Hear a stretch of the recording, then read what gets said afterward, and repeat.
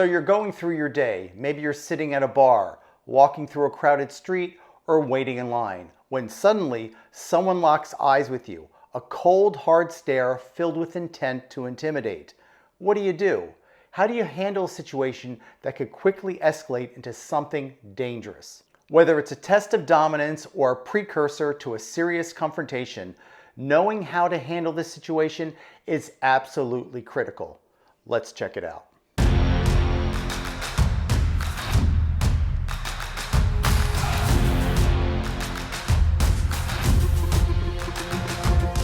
In this video, I'm going to show you exactly how to handle a stare down, step by step, so you never feel intimidated again. Now, these techniques are taken right from my book, 1001 Street Fighting Secrets, where I break down real-world strategies to stay safe, in control, and ready for any confrontation. I'll include a link in the description down below if you want to check it out. Now, by the end of this video, you'll have the tools to stay calm, project confidence, and take control of any situation where someone tries to intimidate you. Let's start with what a stare down really means. A staring contest is often a display of social dominance, a way of someone trying to test or assert control. But here's the hard truth. These behaviors are often rooted in insecurity. Someone who truly believes they're superior doesn't feel the need to engage in hostile staring. Don't forget to subscribe and also hit the notification bell so you never miss a lesson that could actually make a difference in a real fight. And finally, if you know someone who could benefit from this knowledge, be sure to share this video. It might just help them stay safe. Eye contact is one of the most basic yet powerful forms of intimidation. It signals aggressive intent and is very common in the pre-contact stages of self-defense, especially during de-escalation situations. And this behavior isn't exclusive to humans. In the animal kingdom, eye contact plays a crucial role in establishing dominance and hierarchy. For example, predators like wolves or lions will stare down members of their pack or rivals to assert their leadership or challenge for higher status. Similarly, in primates, prolonged eye contact often signals a challenge within their social structure. For humans, the principle remains the same. Prolonged hostile staring is a way of saying, I'm testing you. Are you above or below me in the hierarchy? Understanding this parallel helps put a stare down into perspective. The aggressor is essentially engaging in a primal behavior to establish control. By knowing this, you can respond strategically rather than emotionally. The first mistake most people make in a stare down is either ignoring the aggressor or holding eye contact for too long. Let's address both. If you ignore the person or look away completely, you're signaling one of two things: that you're unaware of them or that you're intimidated. Both are perceived as weaknesses. Instead, you need to acknowledge them. Briefly make eye contact to let them know that you see them and that you're aware of their presence. This simple act takes away much of their intimidation power. However, don't fall into the trap of prolonged eye contact. A steady, unwavering stare can come across as a challenge, which can escalate the situation unnecessarily. Instead, maintain neutral eye contact for a moment, then break it naturally. Your facial expression is just as important as your eye contact.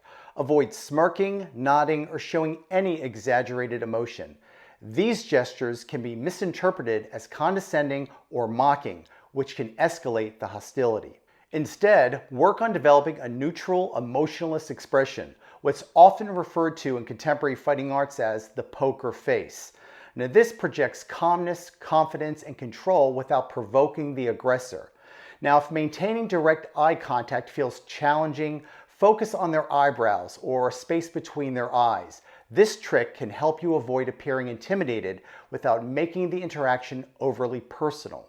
In many ways, being stared down is a tactical gift.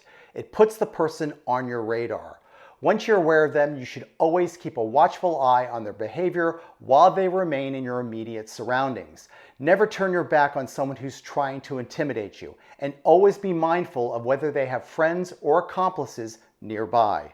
One way to maintain control without escalating the situation is through a CFA tactic called indirect command. Now, instead of directly engaging their stare, shift your gaze slightly to the side or above their head, as if you're looking past them. This communicates disinterest, subtly disarms their intimidation attempt, and keeps you tactically aware of their movements through your peripheral vision.